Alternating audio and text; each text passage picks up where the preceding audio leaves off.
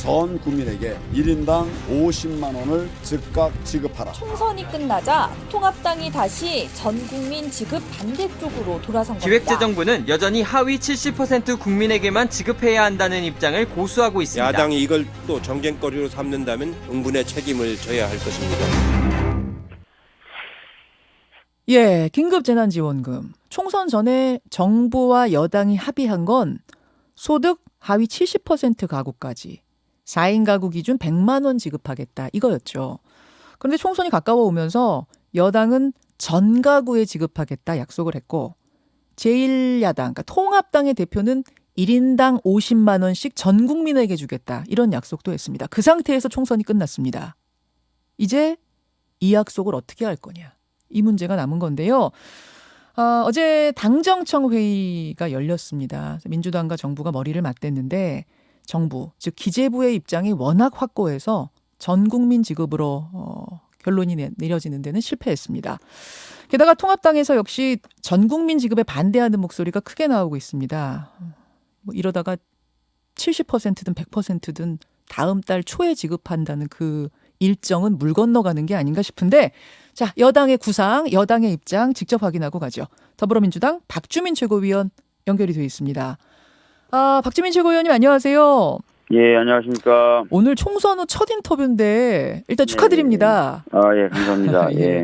근데 총선 끝나자마자 좀 풀어야 할 큰 숙제를 하나 받으셨네요.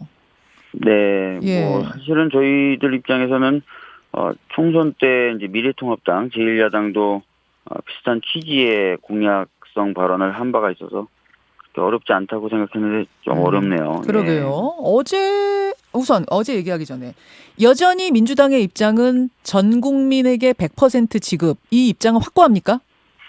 예, 저희들은 이제 전 가구 100% 지급이고요. 그리고 이거는 그 이해찬 당대표님도 여러 차례 강조했지만 복지 정책이 아닙니다. 긴급한 경제 정책, 경제 활성화 대책이라고 봐야 됩니다. 그래서 전 가구에게 지급을 하는 것이 저희들 기본 입장입니다. 그래요. 예. 근데 이게 지금 반대 주체가 정부예요. 기재부. 네네. 어제 당정청 회의에서도 홍남기 경제부총리 기재부 장관이 아주 완강히 반대를 했다고 들었는데 그런 느낌 받으셨어요? 굉장히 강하구나 반대가. 기억하실지 모르겠지만 그 추경 1차 추경할 당시에 예.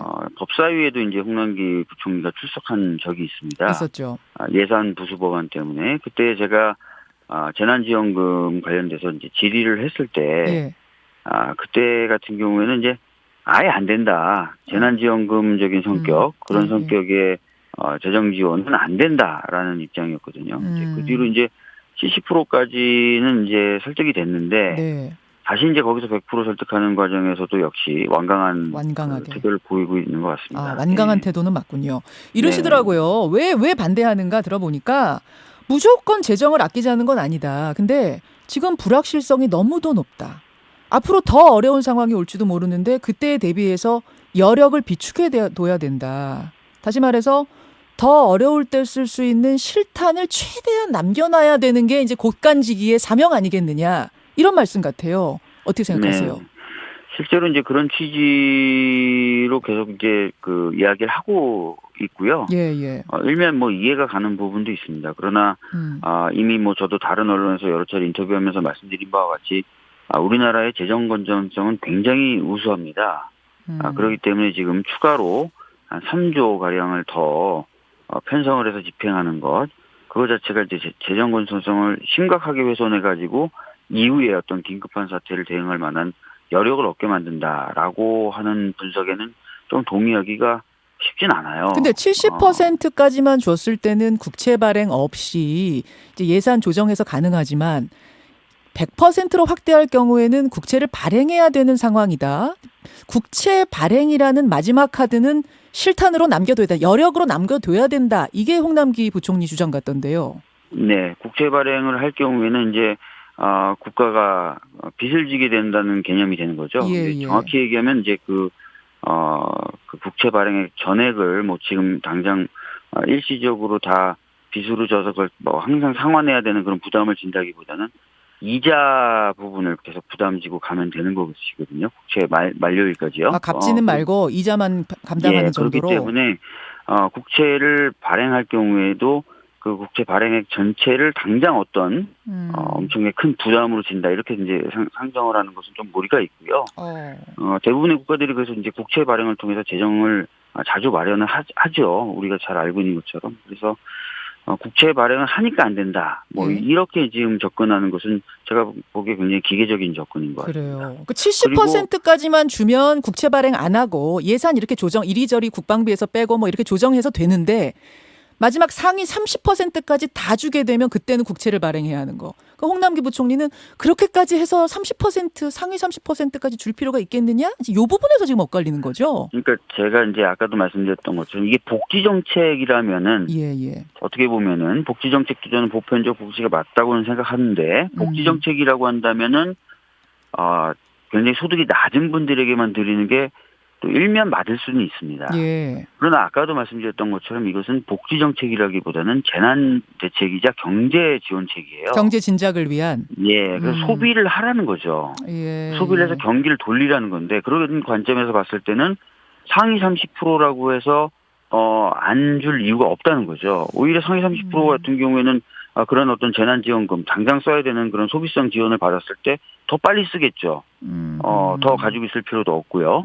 그렇기 때문에 이것을 마치 복지 정책처럼 접근하는 것에 대해서는 저는 좀 부정확한 프레임을 가지고 보는 것이다 이렇게 생각이 듭니다. 아마 그 통합당은 그 이제 소비 진작이라는 부분에 대해서 좀 퀘스천 마크 물음표를 던지는 것 같습니다. 여기는 물론 당론은 아직 정해지지 않았어요. 그냥 황 대표가 전에 한 이야기가 툭 있었고 또 김재원 예결위원장의 개인 의견이 또 나오고 뭐 이렇게 좀 엇갈리는 의견이긴 것 같긴 합니다만 이제 김재원 예결위원장은 뭐라고 하셨냐면 상위 30%까지 주는 건 난 동의 못하겠다.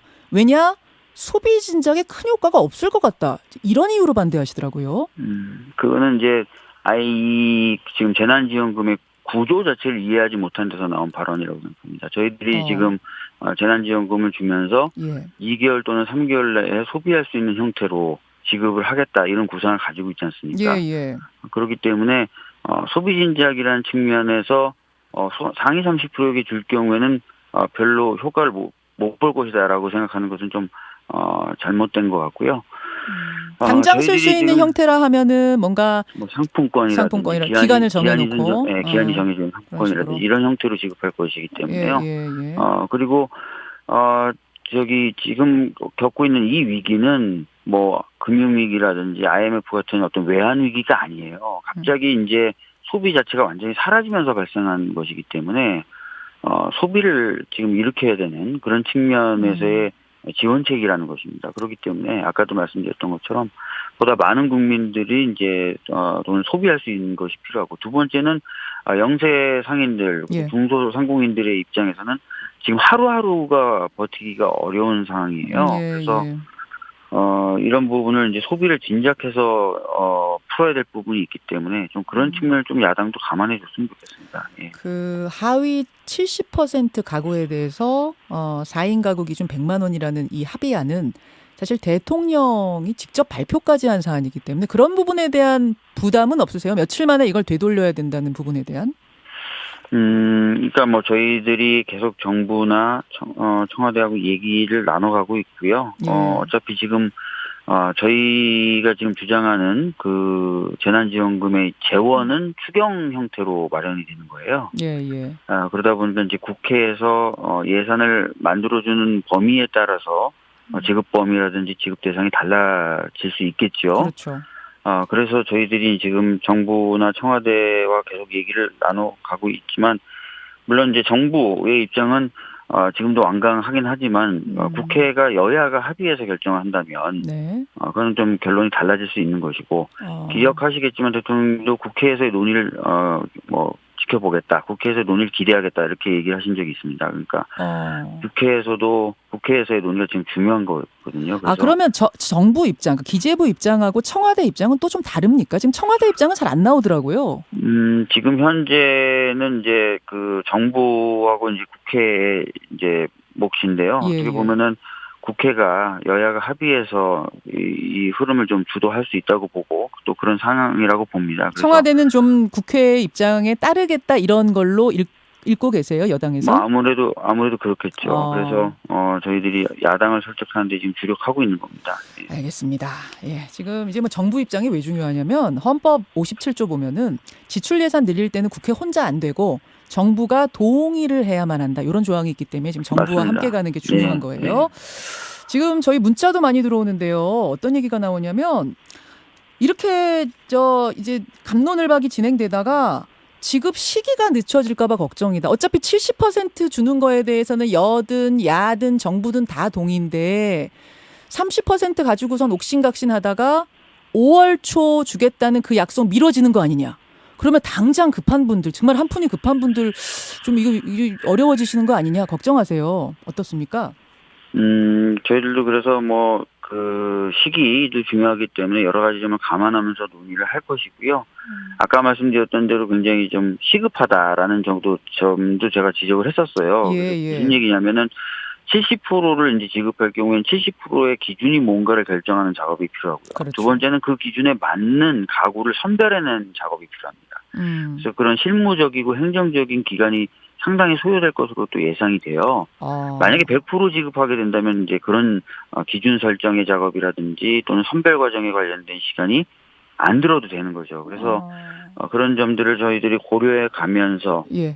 논의도 하고 이렇게 하려고 하고 있습니다. 그럼 예. 박최고 의원님 이런 네. 것도 혹시 고려하세요? 그러면 5월 초라는 그러니까 하루라도 좀 빨리 5월 초라는 약속을 일정을 지키면서 기재부하고도 이게 조정이 원활하게 되게 하기 위해서 전 가구의 주대 금액을 좀 낮춘다. 뭐 이것도 지금 어떤 협상 카드 중에 있습니까?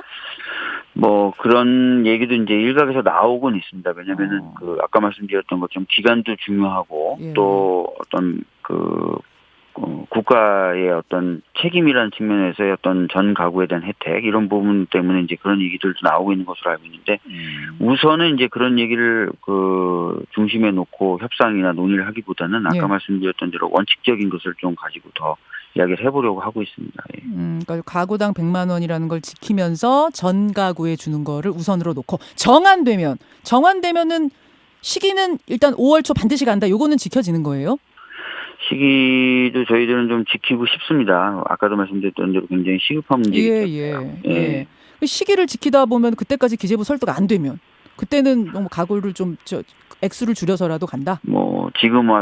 지금 상태에서 이 전제 저 전제를 놓고 다양한 어떤 시나리오를 생각할 수는 있겠지만 말씀드리기는 좀 그런 것 같고요. 협상 중이니까. 우선은 아까 말씀드렸던 대로 원래 저희들이 말씀드렸고 약속했던 그것을 관철시키기 위해서 좀 더 노력을 하겠습니다. 예.